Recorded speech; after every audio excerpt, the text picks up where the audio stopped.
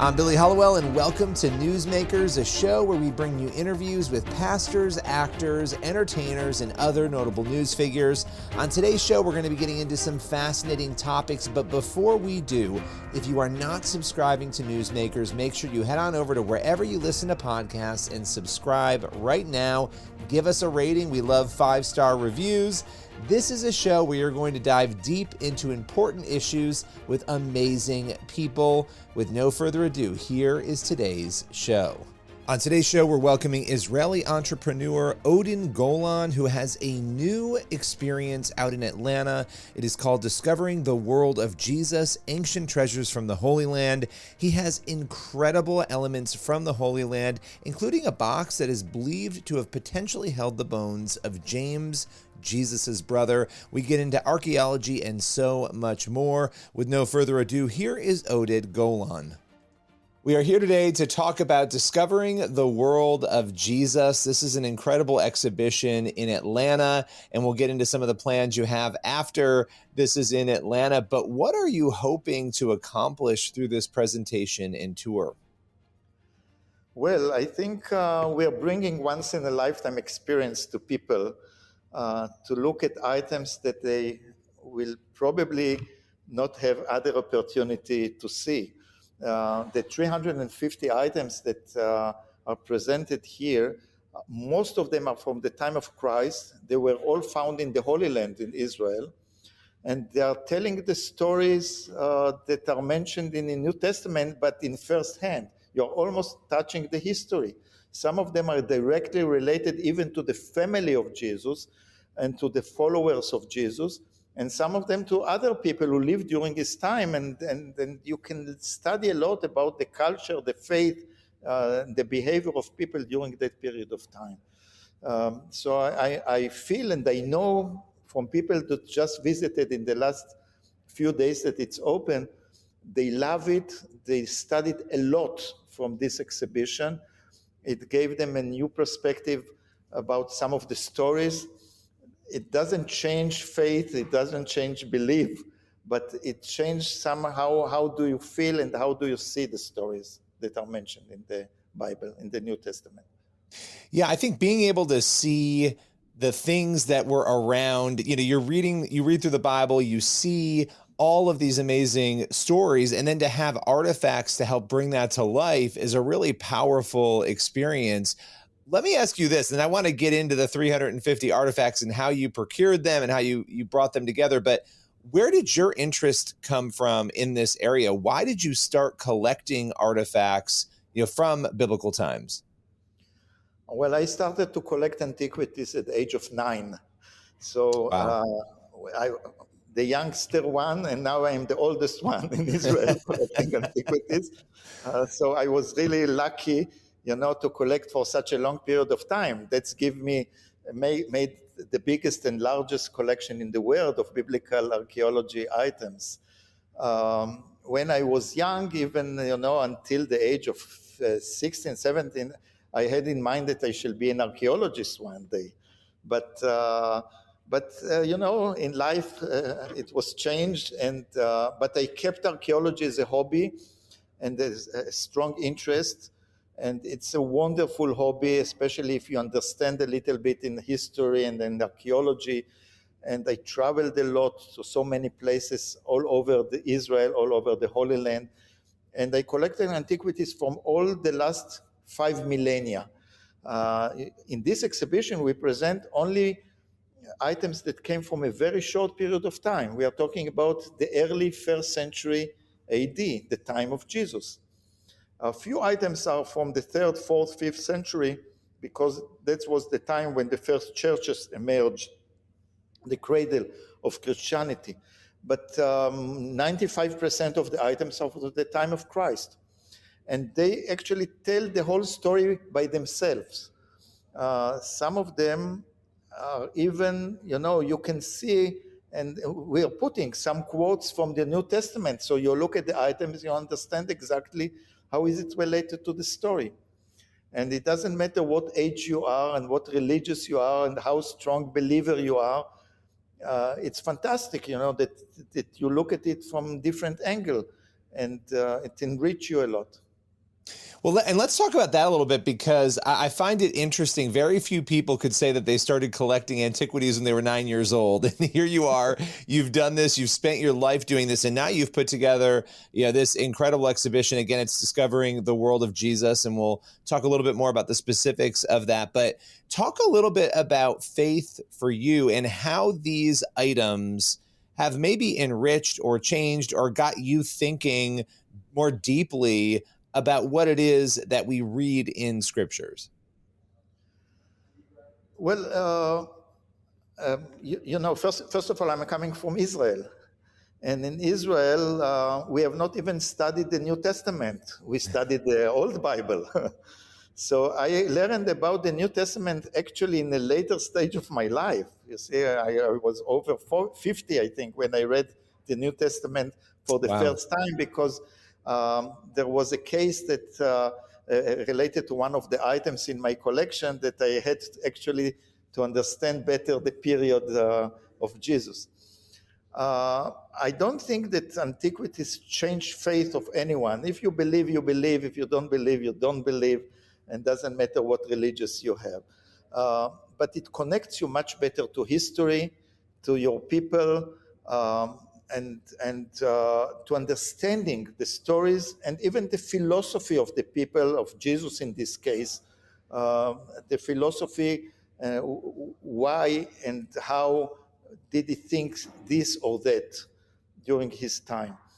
And it's really fascinating that to do it. Many of the pieces were found in places where Jesus actually visited or had his mission in the northern part of Israel, for example. And we try to bring here pieces that open the eyes for everyone to see the story from a different angle.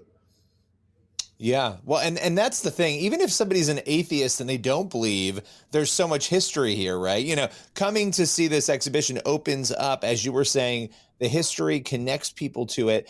So I have to ask you a question that might be a little difficult. I don't know, because you've got so many of these artifacts, but which artifact is the most compelling and the most interesting to you of the ones that are on display? It's an interesting story, because sometimes the story behind finding the item is even stronger than the item itself. I had so many experiences because I traveled to so many remote places to meet with very unusual people who found it, or to dealers that have their own very unique personality. So it's a mixture for me. Some items, I just give you one example. For example, there is an ossuary which is presented here in the exhibition. It doesn't take even an important role in this exhibition. There is a name on this ossuary that is mentioned by a historian, famous Roman historian. His name was Josephus Flavius, actually. And he told the story of the last people who went alive out of the temple in Jerusalem. By the way, Jesus predicted that the temple will be destroyed later after his life. And Josephus, he lived after that period of time. He mentioned the names of the last people who went alive out of the temple of Jerusalem. And when I purchased the ossuary, I didn't even know the importance of this ossuary. And later on, when I deciphered the name and I read about it, etc., I found suddenly that these names are mentioned not in the Bible. They are mentioned in an external book to the Bible, which is Josephus. So you see, it's not the items themselves, of course, the more important.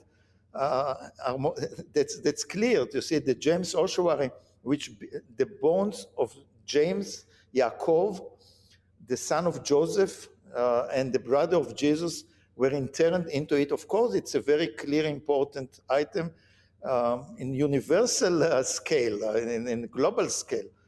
Or there is another ossuary with the name of Zacharias the priest, who was the father of John the Baptist. People are facing really relics of importance to Christianity. And And on the other hand, there are several items which are really fascinating. They are sometimes simple. You see a cup from the time of Christ of a kind that he most probably held in his hand when he claimed, "This is my blood in the Last Supper." It's made of stone, and this type of cups were used by Jewish people during the Passover, during the Easter.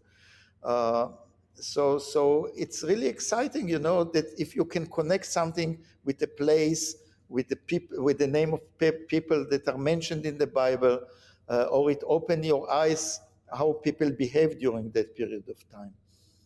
Yes, well, I mean, this sounds like an incredible exhibition. And again, it's discovering the world of Jesus. And you set this up in Atlanta, and I believe you're there until, February.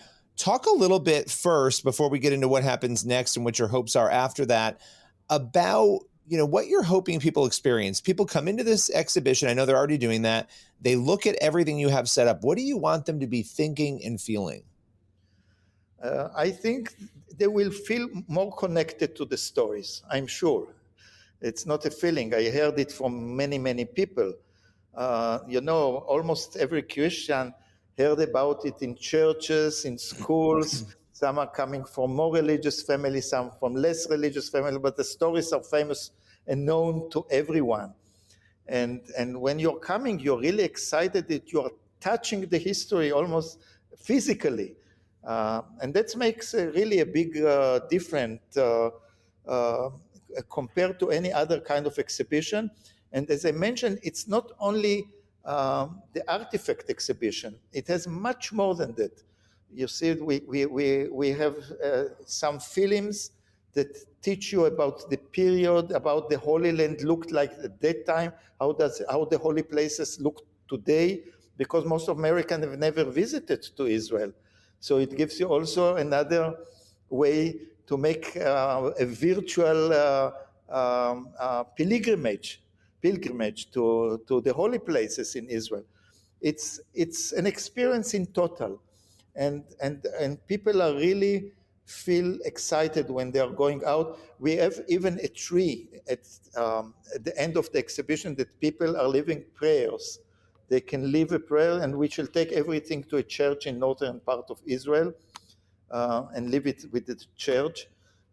So the experience is much more general than just visiting an exhibition. What are you hoping after this Atlanta showcase ends? What do you hope to see happen next with all of this that you're doing and these incredible artifacts? Well, first of all, this exhibition, I hope that will go to some other places in the United States and to other countries. And at the same time, I'm working on another project now to document all the antiquities that were not found in official excavations. There are thousands of very, very important items that have never been published. They were never published by scholars. And I want and I hope to finalize the project within the next 2 or 3 years. I already documented about 4,000 items, 2,000 from my collection, 2,000 which are scattered all around the world in museums and in private collections. And that will enable students and pupils and people from all around the world in future, when they read the Bible, to understand it much better, because many, many items are connected in this way or another, either to stories or to places where history happened. Well, I appreciate you taking the time. Where can people go for more information on the exhibition if they want to get tickets or they want to explore what you are doing? They should look, first of all, on the internet. And the name of the exhibition is Discovering the Word of Jesus. We have a website, discoveringjesusexhibit.com.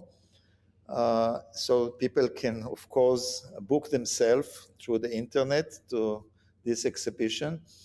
There is a company, Fever, that assists us in ticketing.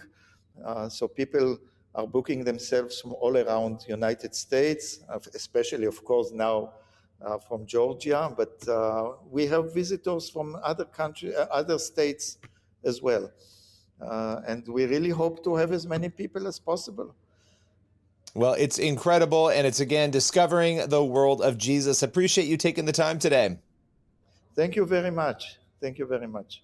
That's all for today's Newsmakers. I'm Billy Hollowell. Make sure you head on over and rate this show on your favorite podcast platform. Let your friends and family know to listen as well. We have new episodes Monday through Friday on your favorite podcast platforms. You can also watch the Newsmakers TV show on the CBN News channel. That show airs once a week with 3 incredible interviews with newsmakers. Be sure to head on over and watch that, and also head over for more interviews to the CBN News YouTube channel and cbnnews.com. I'll see you again very soon for another Newsmakers.